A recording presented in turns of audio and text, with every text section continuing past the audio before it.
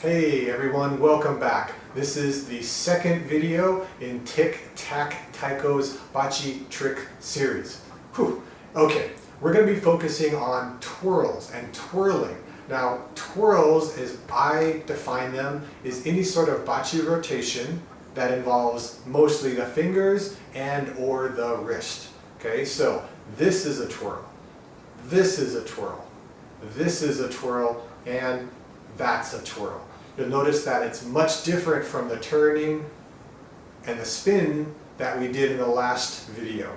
Now with that you can see the fingers didn't do much and the wrist stayed still, and that's how I differentiate them. Now it does not matter what you want to call them, does not really matter what I want to call them. I'm just making them very distinct between the lessons so that we can define them as we go from one video to the next. Okay, let's try some twirls. We're going to spend more time on twirls because there's a lot you can do and they're very intricate, but we're going to start with wrist twirls. So you have your basic taiko strike. We all know how to do this. If I want to twirl from this position, it's going to hit my arm if I go forward, it's going to hit my arm if I go downward. So I have to pick a track, either outside or inside, and then I pick a direction, either forward or backwards. So with those four possibilities, we're going to go through the easiest through the most difficult, starting with outer and forward.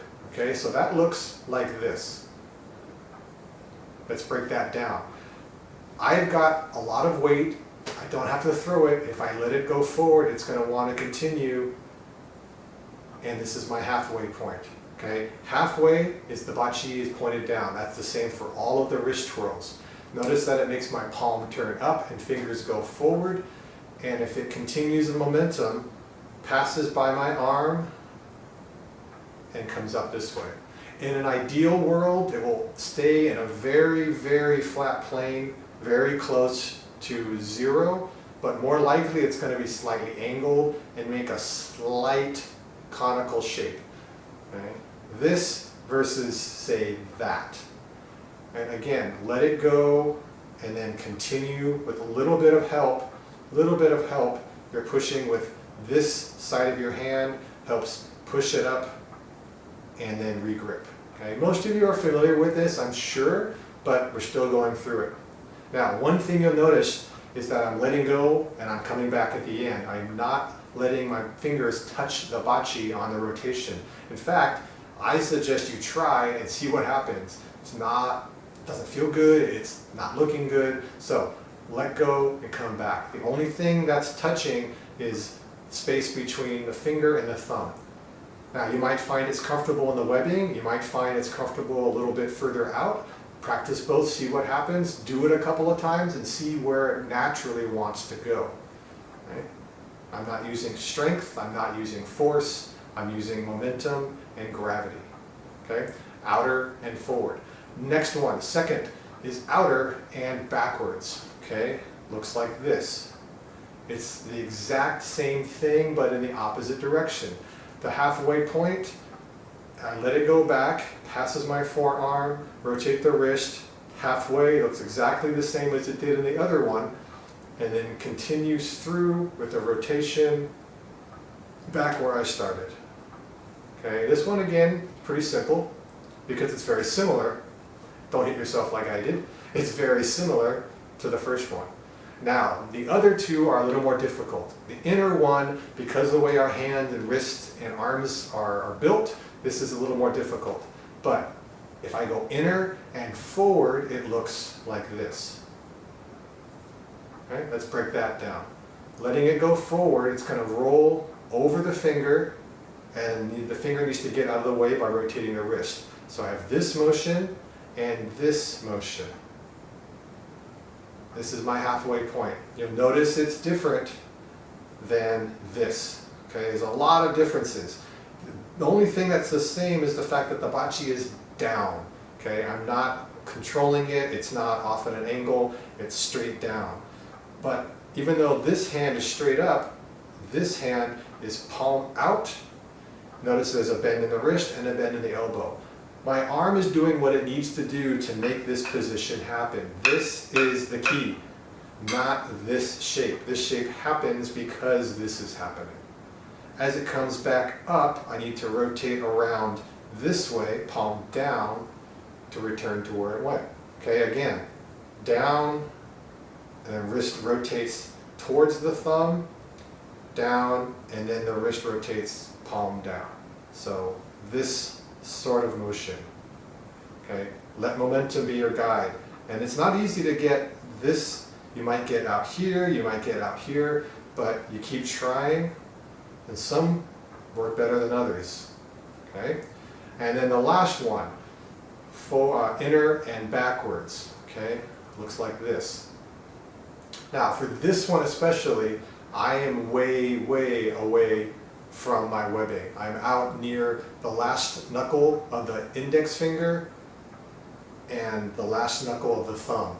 This gives me a lot more wiggle room and let the bachi do what it wants. But again, figure out what works for you. Try here, try here, try here. There's no right or wrong. It's whatever you feel best. Okay?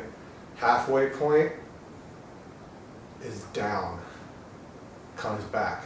So throwing it towards me, it's going to be rolling over my thumb, and I want to get the thumb out of the way so it can go down. That's my halfway point. It's coming back up, and then at the very end I'm rotating again, palm comes down, back where I started. Now, when I do one of these, my hand wants to be down, but then this is my starting position. So ideally you want to wind up with my thumb, the webbing is kind of a V shape facing up. Ideally I want to end that way and not with the webbing facing out. Okay? But even if you get to here, that's great. You just have to work on the last part. Okay, so that's the basic single twirl of the 4 different possibilities. Let's build on that.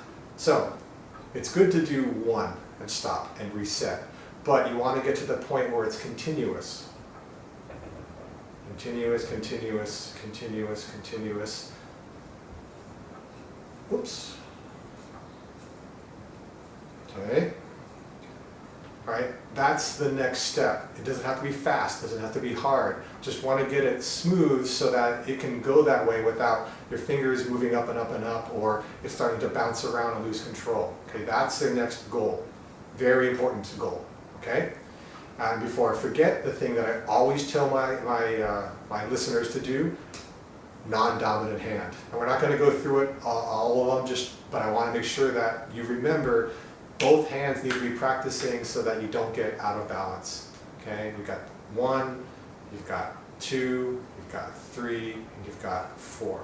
In fact, even though probably most of us won't do it, we should be practicing more with our weaker hand to help it level up. But it just feels better to do the strong one because, oh, look how good I am, and then this one kind of withers. Make sure both get practice. Okay, enough lecture there. Now, what you also will notice is that going forward kind of pairs up nicely, and coming backward kind of pairs up nicely when you're going outside to inside. So outside, outside, inside, inside. And of course you can go inner first, inside, inside, or inside, outside, and inside, outside, okay? It's not as important to do back, back, back, back, back, or 1, 2, 1, 2, 1, 2, 1, 2. Stopping after each pair is still very valuable. Resetting. But yes, eventually you want to get to a point where you can do both forwards or both backwards without stopping. But it's not that you have to get there, it's just the next and the next and the next step. There should always be a next step. Okay, now an alternative version of this, which is really important to practice, is if you have your weighted version, now try a balanced version. Okay? The weighted version is nice because the momentum is generated naturally. The balanced version doesn't have momentum unless you generate it, which means you have to do a little bit more work.